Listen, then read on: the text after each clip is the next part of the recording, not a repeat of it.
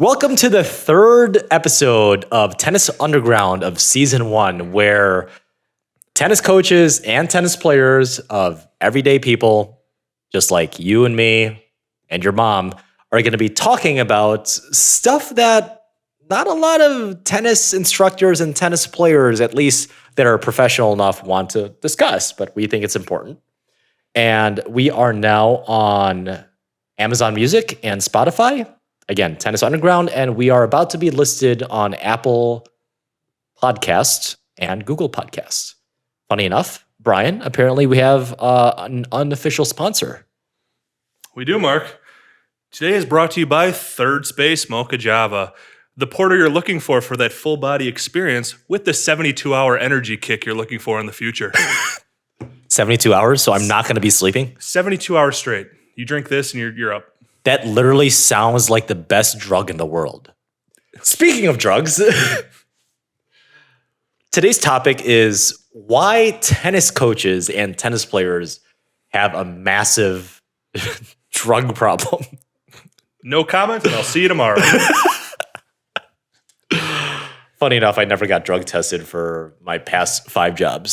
So I gotta be honest, I don't know how you pulled that off. they just don't drug test anymore. Really? I've been drug tested twice. Really? Yeah. In your life? Oh no. Every job I've ever started, and yeah. Really? Mm-hmm. Okay, in case you guys don't know, Brian and I are software engineers. We program for a living. Honestly, I think if you take any company with over 10 employees that even has anything remotely close to an IT department, or hell, even a front-end developer, especially those damn front-end developers, if you drug test them randomly, you're going to lose 25% of your staff or more in a matter of however long it takes to get drug tests back. You have to agree with me on this one. I'm not. You're pretty straight edge. I know that. You're clean. I'm not. But can you imagine if they drug tested, let's say, a big software company in Milwaukee that may or may not have a tower overlooking the lakefront? Go on. Right around Michigan and Wisconsin Avenue. I have no clue what you're talking about. Okay. How many of them do you think would probably may or may not pass? I have absolutely no clue. I mean, have we been suspect? Yes. Oh. Has it actually happened? No. No. The best software developers I know are huge drug addicts. Massive. By the way, let's clarify what the definition of drug is. According to the Oxford Language Dictionary via Google, thank you, Google, you drug addicts, a medicine or other substance which has a physiological effect when ingested or otherwise introduced into the body. Okay. I know where you're going with this, and I'm in trouble now, aren't I? Oh, we're both in trouble, my friend. How much caffeine do you drink? God help me. On an average day, I probably sit somewhere between the 3 and 5 cups of coffee. This is actually not as much as I thought it would be for you. Wow, that is coffee flavored. Yeah, I told you. This is. Oh, wow. Get ready for 72 hours of awesome. Ooh. This is actually so awesome that I can see sounds. Really? Yeah. I didn't even put that white pill in there. Thank God. Imagine if I did. That would also be amazing because I was the one that brought the beers over, which means Mark Sansa knows magic, run away. I drink probably around at least 5 cups a day on a normal basis. Mm-hmm. So we're right around the same range. I probably have a higher tolerance. I also drink energy drinks every now and then if I need that extra kick. That doesn't require me to go to a drug dealer. But, I mean, coffee's fantastic. Mm-hmm. How can you not wake up without coffee? If I meet someone and I say, hey, let's grab a coffee. I'm not necessarily a girl, you freaks that are judging me online. But hey, let's grab a coffee on Saturday. Let's talk about tennis. Let's talk about program. Let's talk about business. And they say, oh, I don't drink coffee. I immediately block them from all social media. I change my name. I judge them to hell. And I honestly think they're a serial killer. Because how do you get that morning rush if you can't drink coffee can't take a shit and then rub one out and take a shower and go about your day. Christ. You know what I think what you should do with this now is when you meet somebody that doesn't like coffee, a 10-minute YouTube video where you just berate them. Like literally just dox the hell out of them, Yes. like actually like give out personal information. I actually take it an offense if you don't like coffee.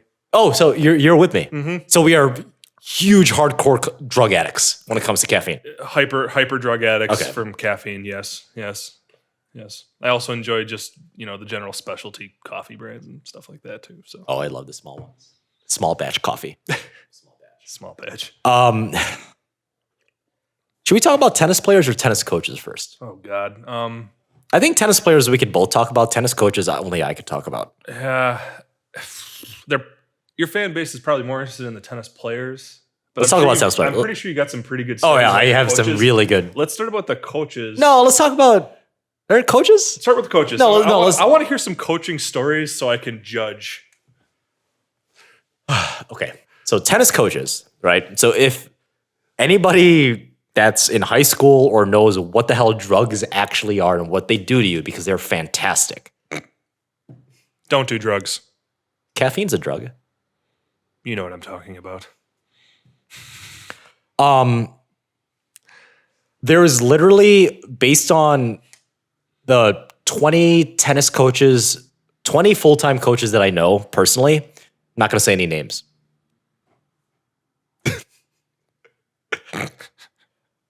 50% of them are regularly high when they're teaching you tennis in a private setting or a group setting.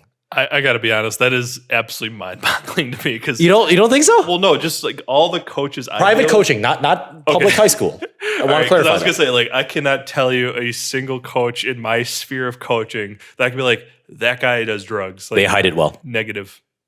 Okay, so out of that 50%, right? Out of that 50%, half of them deal drugs for side hustle. Because in the previous podcast episode we did, episode 2, about why tennis coaches are broke ass bitches. They need money. And weed is actually kind of legal in most states nowadays. God.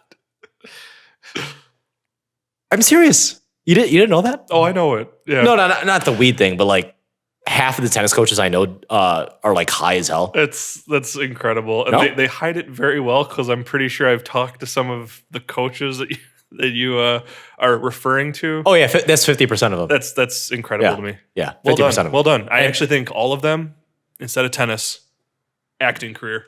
Acting. Phenomenal. You know what else is acting? Go on. That's only for fans later.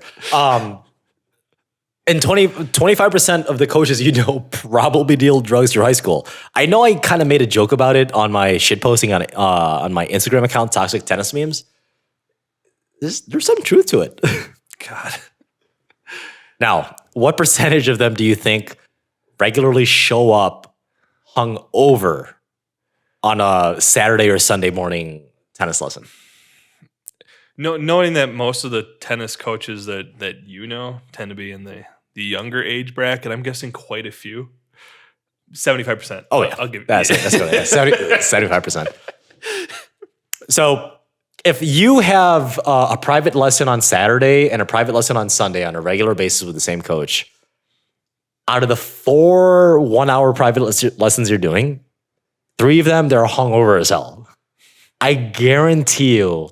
They're hardcore hand feeding you balls, hardcore feeding you tennis balls, and hardcore working on your serve because they don't want to move.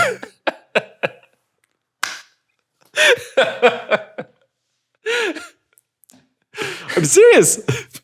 Here, Jimmy, I'm drunk. Take a ball, serve. That was nice. Toss higher. No, seriously, that's I'm guilty of that a little bit. Opens flask mid serve. Higher toss. Higher toss. You know, honestly, that's the best way to get rid of a hangover. No, I'm serious. Like, it's the best way to get rid of hangover. Not the healthiest, but it's the best. On top of that, I would say about 25% of tennis coaches, 25% of tennis coaches smoke cigarettes. Yeah. 50% of them are overweight or AKA not in shape, even though they probably tell you to get in shape. You know what I'm talking about. And then I would say over 50% of full-time tennis coaches do some sort of nicotine, not just cigarettes, but like vape, e-cig, a pen. It's just a thing. Yeah, no, and actually there is, at least from my experience, it's actually very, very similar down that line with the public string of coaches that we've kind of been talking about. Yeah, but you can't have nicotine on high school grounds. Yeah, no, you can't have any of that stuff. But definitely, like I guess I was talking to a few coaches that were that did that vaping aspect of stuff, and it was like, all right, that's fine. But dude, like, vaping's fantastic. Like as shitty as it sounds. Yeah, I know. We're like, I mean, I can't condone any of it. So I know you can't, but yeah. But honestly, is an e-cigarette really going to hurt anyone except for the person inhaling it? You don't have to answer that. But you know where my stance on that. Do whatever the hell you want. Yeah. Well, the other aspect of what you've just said is the bizarre amount of overweight coaches. Oh yeah. That's literally the same as having a morbidly obese like personal trainer. Why the hell would I diet eating bananas, eating salads twice a day, which is healthy, by the way. I mean, it's hard, but it's healthy. And running during lunch or whenever I have free time and stretching. Why would I do that if you can't even aspire to like the bare minimum standard? Right? That's true. Yeah. However, it is still hyper funny to me to watch the overweight coach just dominate their one singles player in a set. Oh yeah, but it's just one of those things where like, because they know where to go. He's like, yeah. It's either that or this or, sipping on a flask. Yeah, eating a baguette during the match. Yeah. Have you seen Andre Agassi lately? He's probably gotten pretty big. Oh, he's freaking. Yeah, I bet you he could still beat me 0-0. Yeah. Because he just knows where to go. Yeah. Absolutely knows where to go. Yeah. Okay. Let's talk about hard drugs. Oh, Lord. Sorry. Let's talk about tennis players and their total drug addiction for the most part. Okay, so imagine yourself with this. You're playing tennis in July from 6 to 9 p.m. Nice. At a nice public park where you technically can have alcohol, right? You're hitting with your buddy. You're having a good time. So you play singles, and the sunset is, overcast over the tree horizon. Not a lot of bugs, a little wind, medium humidity, but everything's good, right? It's fantastic. Is this ASMR? Maybe. He's thought about this a lot. But, I mean, what else do you want to have for that Wednesday? What are you doing? Down the wrong pipe. I don't know. Wrong pipe? Oh, man. What else do you want other than a blowjob?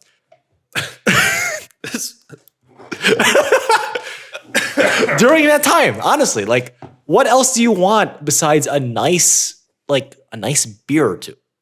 It's amazing. Like, imagine like running for 2.5 miles and you're having a good time. You see all the puppies, you see cute girls, you got their numbers when you're single, which you're clearly not because you're over 6 feet tall and I'm not. Just imagine like, what else do you want when you're seeing the sunset over Lake Michigan, over your balcony on your 100-story building, because you're a literal god among men when it comes to YouTube because you have 10,000 subscribers.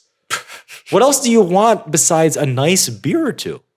And it hits you hard too, right? It does. Yeah, you've burned all those calories, and then you're like, so good. I guess it really depends on what kind of beer do you like after a tennis match. I want at least 12% ABV or higher. Oh, sheesh. Yeah, I want wine in my blood. Oh my God. Yeah, more of a ish.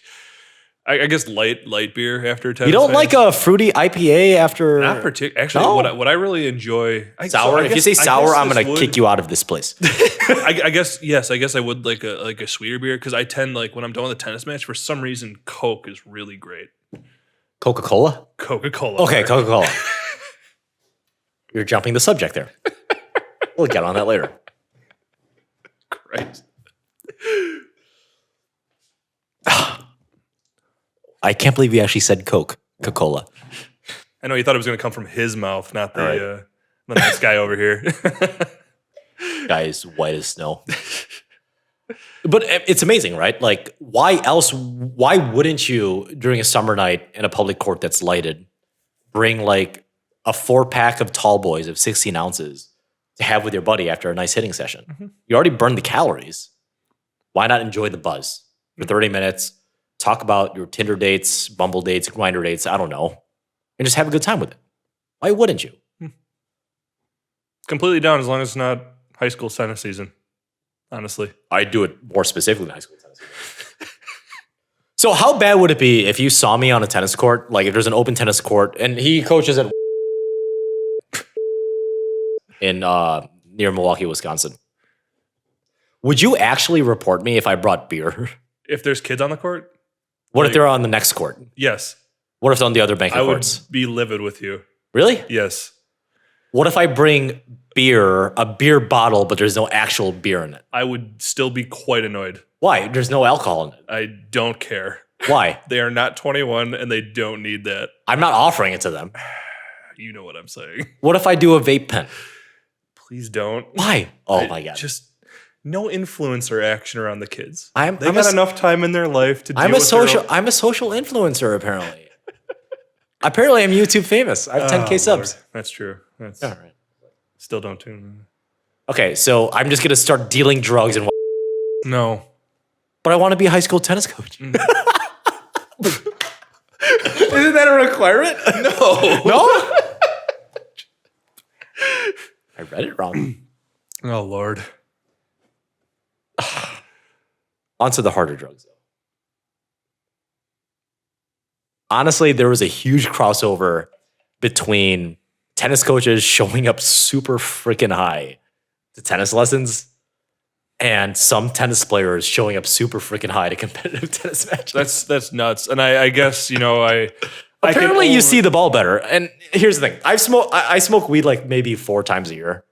Drug test me. I don't care. I was in Denver and Illinois when that happened. I dare you to fire me. They can't check my passport. Passport's only international. Oh boy. Apparently they see the ball better. I can't function high when it comes to anything remotely athletic or video games. Do you remember that last run we did in World of Warcraft when I was blazed out of my mind? The funny part was it was the best you've ever done. Until I had to log off because Yeah. I was shaking from anxiety. That was I think the funniest online experience I've had since I was legitimately in high school Really? playing the game. Yeah. A good amount of my, not like a huge amount, but like I would say like anywhere between 10 to 15% of the people that I somewhat regularly hit with, not Brian, don't fire him, show up somewhat higher buzz to hit. And it's perfectly fine. They function better with it. That's fine. It might be anxiety thing. But it's a thing. I mean, the devil's lettuce is really not my drug. Alcohol is more my thing. All right, that's the first time I've heard that one. Devil's And lettuce? that might be the most enjoyable thing I've ever heard in my life. Really? Yeah. The devil's lettuce. You never heard that? No, I've chef. heard about that. No, chef. I've never heard of it. But obviously, alcohol and weed are, they have somewhat similar effects, but it hits the body chemistry differently, I guess. Like if I show up to a tennis match hungover, which is 100% of the time, by the way, after I get that first sweat going, I feel good. Have you ever showed up hungover? No. Really? But like me in general, like I am not a person that enjoys being intoxicated at all. With Says the guy with that beer. brought the beer. Well, yeah. This is for us doing this fun Okay. audio stream. But yeah, no, I couldn't participate if I was in any way hungover or intoxicated. It just doesn't feel good to me. When was the last time you were ever hungover? I don't know. I'm 6'4", so Jeez, all right. Everyone was swiping right on you. Okay. Sorry, Anna. no. Yeah, no, I couldn't do it. Honestly, But have you ever been hungover? That's my question. yeah, a long time ago. A really long Very time long ago. time ago. Can you imagine like running a mile and a half? It would suck. It would suck. How nasty were your poopies? I do not recall. You don't? No. Okay. Mine are the worst after, God help us. especially with specifically Jägermeister, vodka, strong beer mixed with hot sauce and greasy food. Indian food is amazing. This is when the you're- weirdest wombo combo of stuff I've ever heard someone consume before playing tennis. That's me on like Saturday and Sunday. Lord help you. We played tennis Saturday or Sunday mornings before, right? Oh, yeah. Like during the Oh, summer. yeah. There's a reason why I go to the bathroom for 10 minutes. And it's not because of I'm thinking about Gianna Michaels or Riley Reid. Because I would come back in 90 seconds in the bathroom. I'm shaking in my trousers so hard when it's being exercised out of me. My shoelaces sometimes come untied. And my hands are on my thighs the entire time. They are not on my shoelaces. Oh, this is not information I needed. Well, the world knows it now, boy. To each their own. Like and subscribe if you want to hear more of this content. OnlyFans. God help you. Only wipes.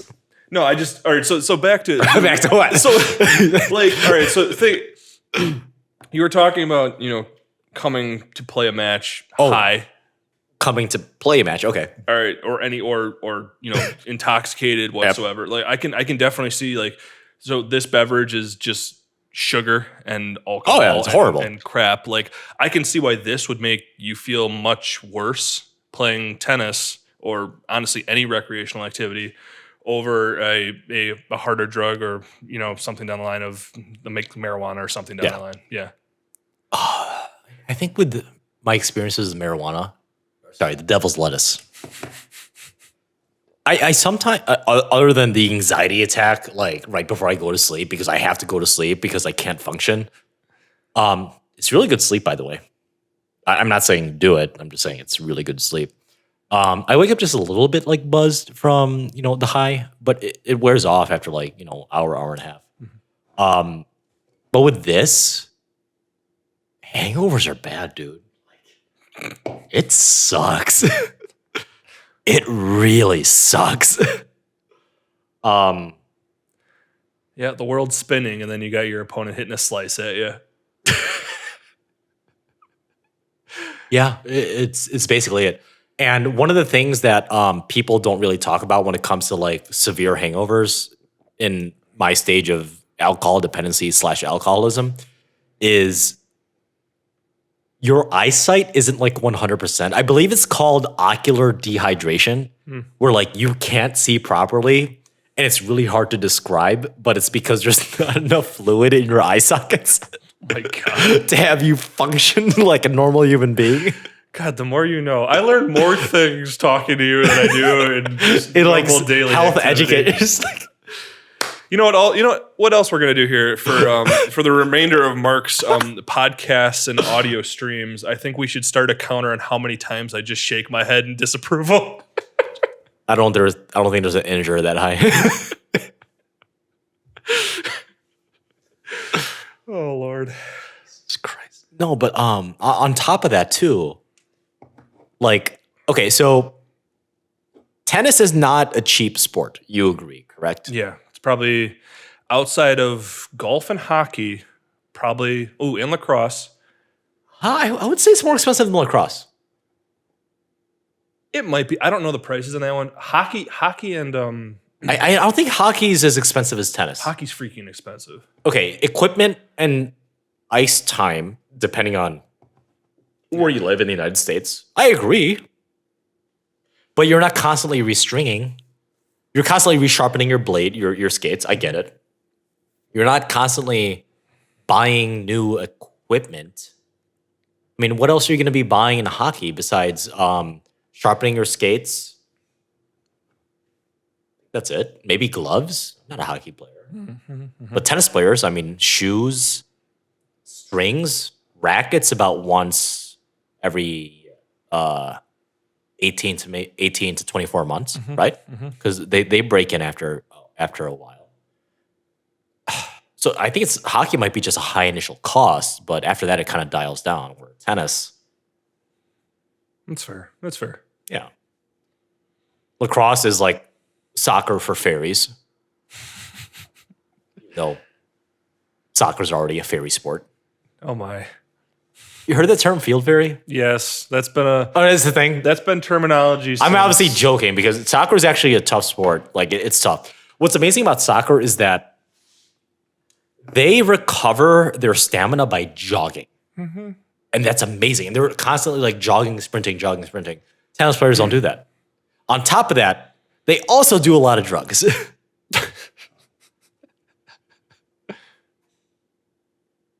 How do you think they get so fast? It's called speed for a reason, right? Oh my God. No, being that a lot of my friends were all soccer players, the amount of just generalized physical activity being running and sprinting that they do, I can see why they can just jog it off to it's get amazing. back in. And all of them have six packs. True. All of them have six packs. Yeah. I'm like, I could grate cheese on those abs.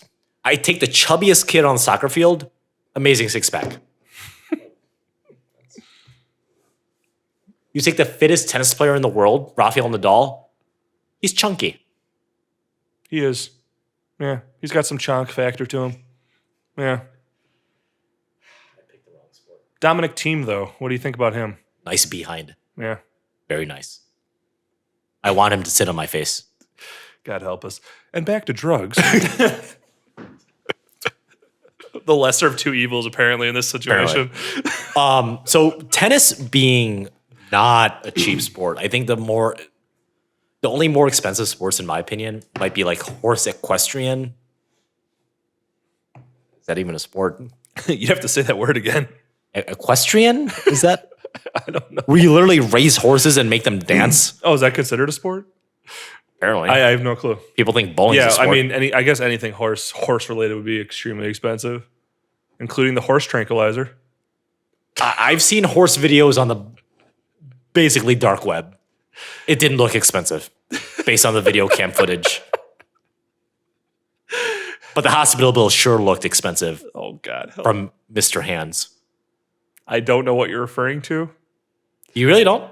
I am horrified just by how you're approaching the word selection. And so I don't need to know. Here's a little tip. It was in Utah. Bestiality is not illegal. Help me. I was like, the horse was Mormon? The way he was railing that guy made sure he was Mormon. And back to drugs.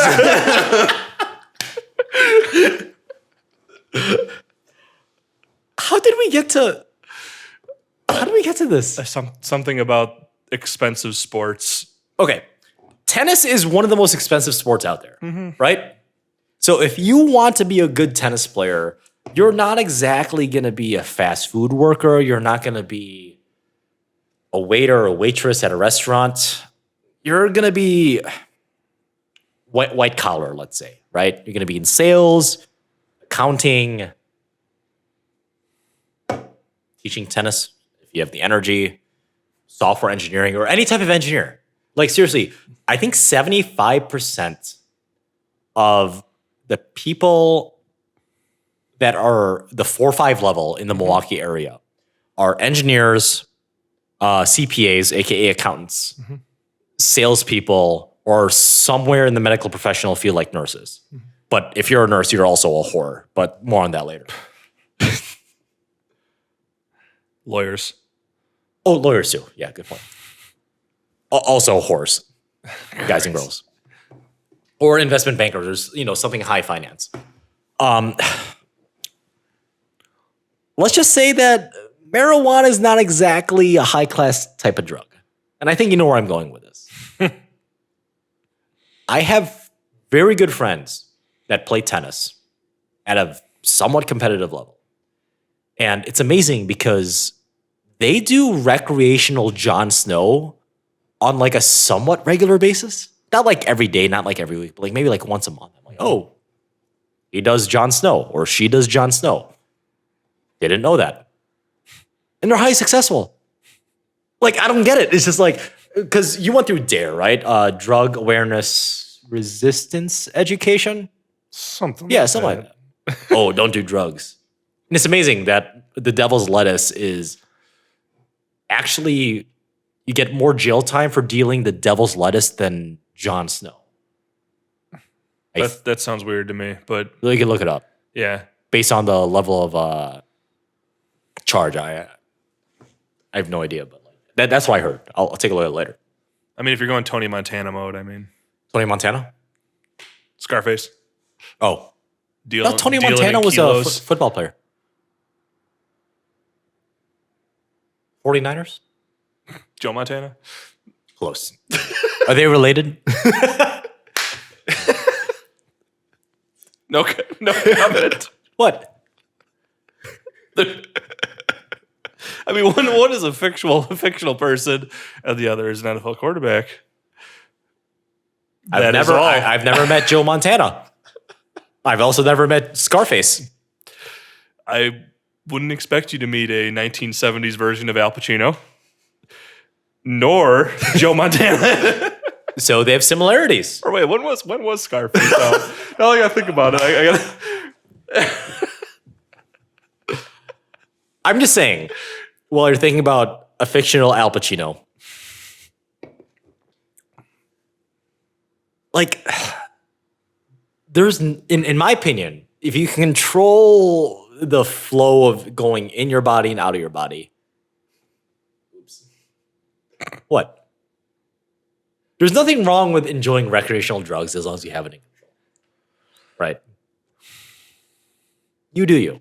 Yeah, I'll do me. Yeah, You do you. That's what I'm saying. So, tennis players out there that completely want to incriminate yourselves, do you do any recreational drugs? Christ. But do you honestly think that there is some sort of like a drug culture when it comes to like over caffeine use, alcohol, marijuana, or sorry, devil's lettuce, or any harder drugs? I would like to hear your thoughts. Any final closing thoughts? You know, it's weird because the only time, or I guess the only concept that I'm really aware of from a drug usage aspect of, and I don't know if this actually followed into tennis or not, was microdosing. Microdosing. So LSD, was that it? LSD and acid. Yeah, and so the only reason I heard about that was because it kind of went rampant through the software development community. Oh, right? yeah. And I The don't- lower version of that Yeah. is people getting super high off devil's lettuce. yeah, and just it's very that's kind of the only thing that I've heard of. It's down the that micro line. and it's the front end engineers. Yeah, for the most part. mostly front end engineers. Yeah, you don't right? say. You don't say. You agree, right?